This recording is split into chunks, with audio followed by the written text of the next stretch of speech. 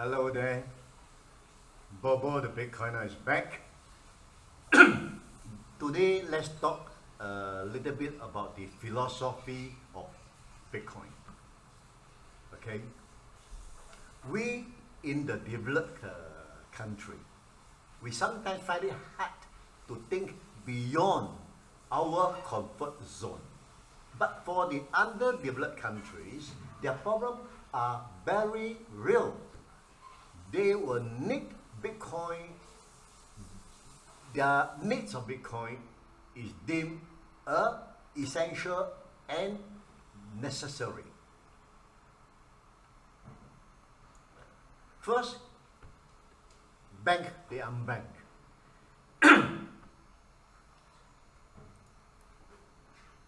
As of 2017 statistics, more than 1.7 billion people in this world is still without a bank account.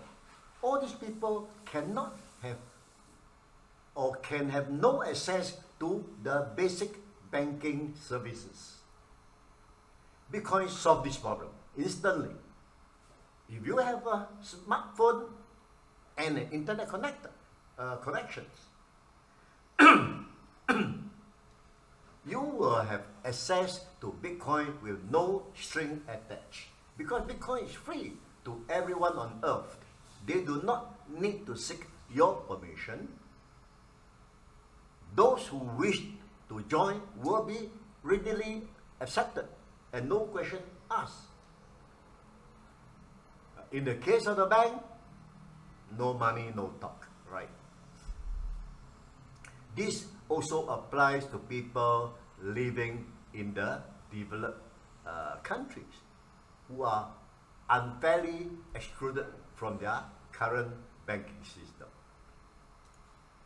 The second one is protecting the individual from censorship. Until now, people in developed countries thought they were safe from censorship. What happened in Canada with the recent Freedom Convoy brought to light and very important truth. No one is safe from censorship by the powerful in the current system. This problem of censorship is even worse in the developing world, where corrupt leaders will force the people to act in certain way by threatening to confiscate the fruits of their labor if they do not.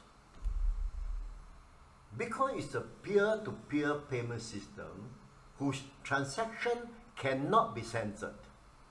So once the fruits of your labor are stored within the Bitcoin network, you are protected from the corrupt leaders of the current monetary and financial system.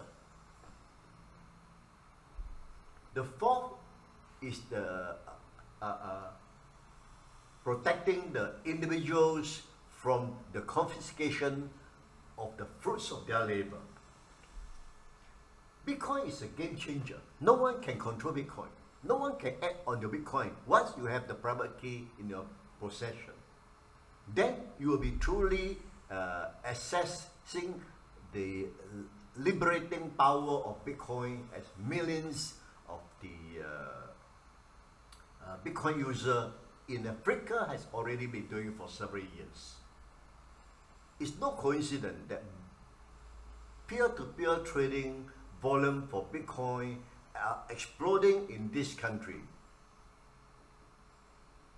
Nations like Nigeria and Morocco, their phenomenon will intensify into the future. Next, you have the hedge against inflation and uncertainty. Bitcoin owes strength to a superior programmatic monetary system. The rules of Bitcoin are known in advance to everyone, and they have not changed since its creation. They will not change, or they could not change, but only by following the democratic principle, because no Bitcoin user is more important to another Bitcoin user. Bitcoin is the hedge against uncertainty.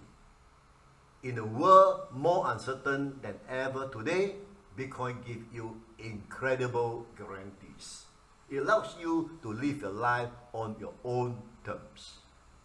And for people living in the developing country, where political instability is almost a daily occurrence, being able to rely on Bitcoin to guarantee their future money is extremely reassuring. No?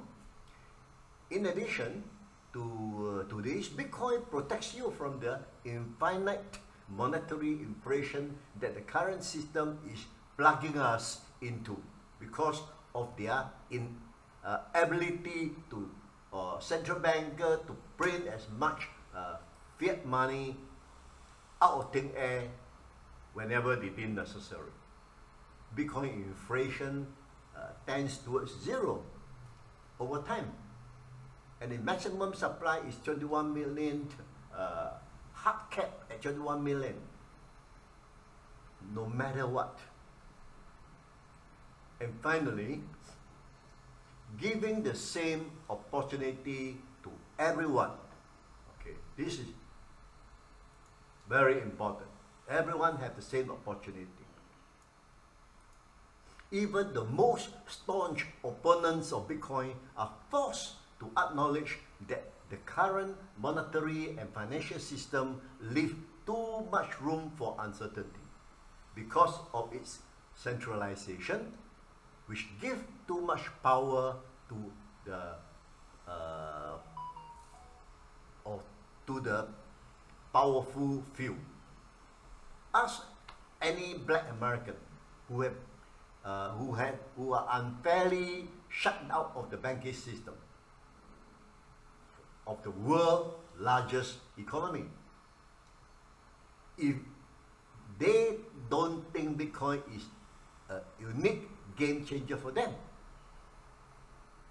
and for the bankless people in Africa, Asia, or South America, it's the same story. Bitcoin corrects the injustice of the monetary and financial system that suffer from severe deadly sins that will lead to its downfall sooner or later. It's a matter of time, actually. The current events in Ukraine seems likely to lead to the birth of the Bretton Woods III that will be backed by another new system.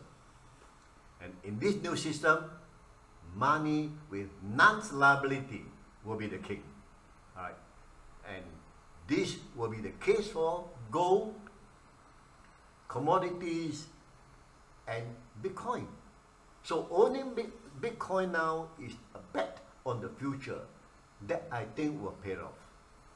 The people in the developing world who have made this bet before the people in the developed world will be able to restore the balance, even if it may not be perfect.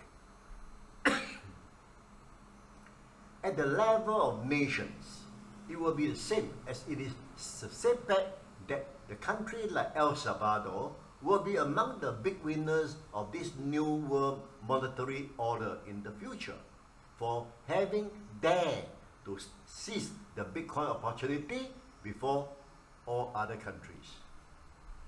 It's not going to be smooth sailing trying to blend Bitcoin into today's control world. Take the case of the recent Canada protest convoy. Bitcoin immediately came into the rescue through donation, right? Government immediately suspend all the Bitcoin donors' traditional bank account as a means to fight back. Through this experience, Bitcoin community of the world learned a lesson. The donated wallet should not be in the name of the Canadian citizen or association. The protest convoy organizer only need to be given the private key. Right? Nobody can confiscate the private key. They could then have access to the fund of support. Right? So instead of cashing out the Bitcoin in bulk, which is about 10 million in the case of the Canadian convoy, the organizer simply gave each truck driver or participants 0.1 Bitcoin, which is equivalent to $3,000. There will be many more hurdles to overcome as Bitcoin learn to be more used in this unfair world. The current monetary system has been too manipulated by the powerful, corrupt elites. They control everything. They dictate how money should be used. They will fight back for sure, throwing all obstacles to make it difficult for Bitcoin to be used, so that they can continue to enjoy their elite privileges. Fortunately, Bitcoin is now out of their reach. Bitcoin is the world's free monetary system. Bitcoin is borderless. Bitcoin do not need anybody's trust. Bitcoin just continue to work by itself relentlessly, right? Every second, 24/7, 365. In the last 10 years of Bitcoin, you see the financial system try everything to kill and stop Bitcoin. They fail. Now, the banks are slowly adapting and moving into Bitcoin, one way or the other. Now, the government are trying to bring Bitcoin down. They will fail because in doing so, citizens will go against their own government. We are now seeing that in America. The tide has changed. Right? Politicians are sensing that the younger voters want change. The line is quite clearly drawn now. If politicians is against technology advancement, and in this case crypto and Bitcoin, they will not get the vote of the younger voters. Right? Just like the bank, government will also have to sing the tune of Bitcoin ecosystem, which is fair and honest to everyone. Right? Hope you enjoy today's philosophy. See you again next time. Bye bye.